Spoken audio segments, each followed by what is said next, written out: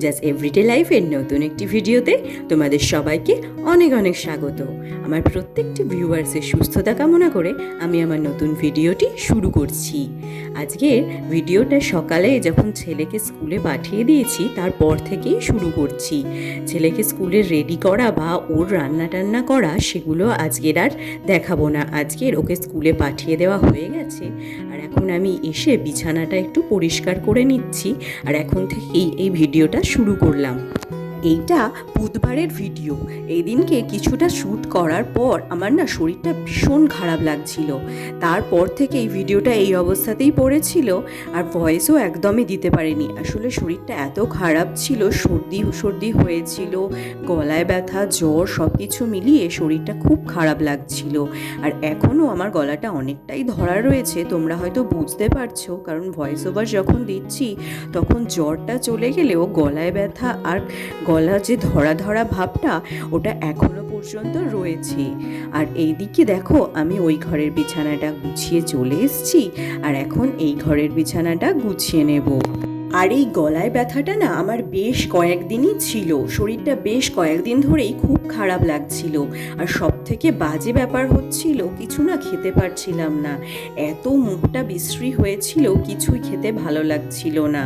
আর এই দিনে আমি ওই জন্য সকালবেলা তো রান্না বান্না করেছিলাম, সকালবেলা শরীরটা ঠিকই ছিল। এখন তো তোমরা দেখতেই পাচ্ছ আমি যথেষ্ট চনমনেভাবে কাজগুলো করতে পারছি, কিন্তু বেলা বাড়ার সাথে সাথে হঠাৎ করেই সেদিনে শরীরটা খারাপ হয়ে গিয়েছিল, যার কারণেই ভিডিওটাও না আমি যতটা ভেবেছিলাম অতটা বড় করতে পারিনি। কিছুটা কাজ আর ক্যামেরার সামনে করতে পারিনি, কারণ ক্যামেরা ধরে কাজ করলে তো অনেকটা বেশি সময় লাগে, আর শরীর খারাপ থাকলে দেখবে অত বেশি সময় ধরে কাজ করা যায় না।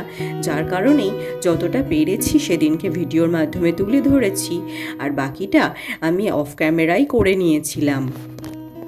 যেটা বলছিলাম, সেদিনে রান্না তো করেছিলাম কিন্তু না খেতে পারিনি একদম।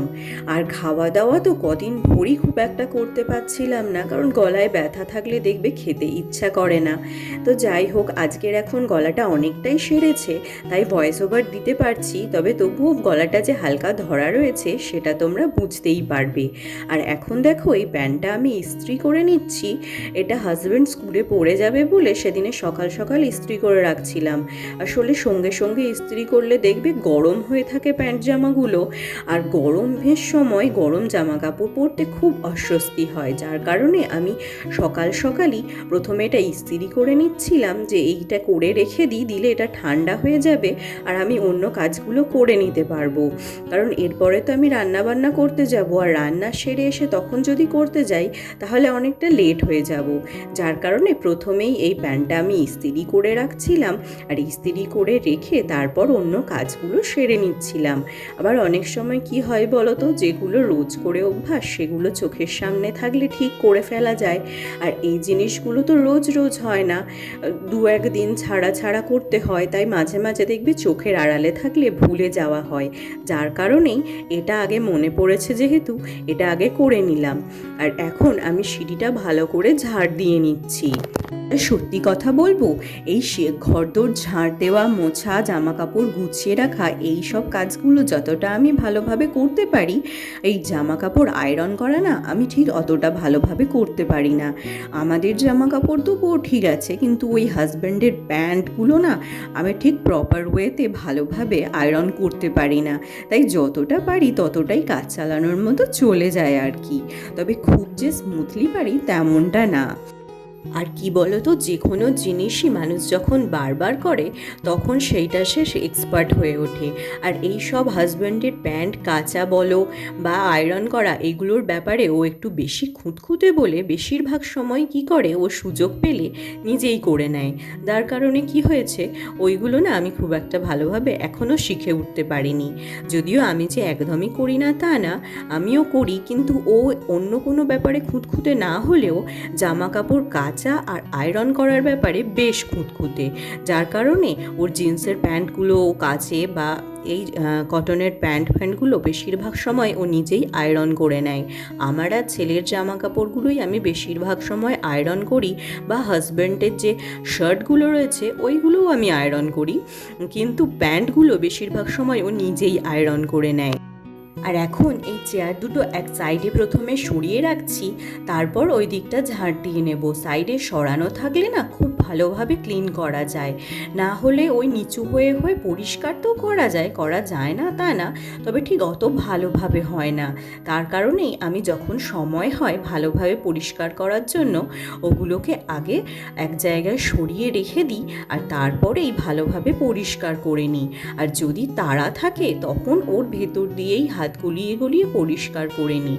তবে সরিয়ে রাখতে যে খুব বেশি সময় লাগে তা না, ওই মাঝে মাঝে দেখবে মানসিকভাবে আমরা একটু দ্রুততায় ভুগি যে না খুব দেরি হয়ে যাবে, সেই সময়ই ওটা হয় যে ওটা না সরিয়েই আমি কাজটা সেরে নিই। না হলে বেশিরভাগ সময়ই সরিয়ে তারপরই কাজটা করি, তাতে আমার তো অন্তত বেশ সুবিধাই হয়। আর এখন এই উপরের আমি কাউন্টার টপগুলো মুছে নিচ্ছি, আর ওগুলো মুছে নেওয়া হয়ে যেতে আমি মেঝেটাও ভালোভাবে মুছে নিচ্ছি।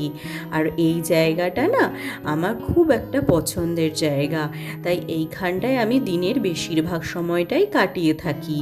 আর এখন আমি রান্নাঘরে চলে এসেছি রান্না করব বলে। আর এর আগে আমি স্নানটা সেরে নিয়েছি, সেটা আর তোমাদের দেখানো হয়নি। আর এখন দেখো আমি এখানে মাছের তরকারি বসিয়েছি। আর আজকের না খুব বেশি রান্নার চাপ নেই, কারণ কালকের তো বাড়িতে গেস্ট এসেছিল।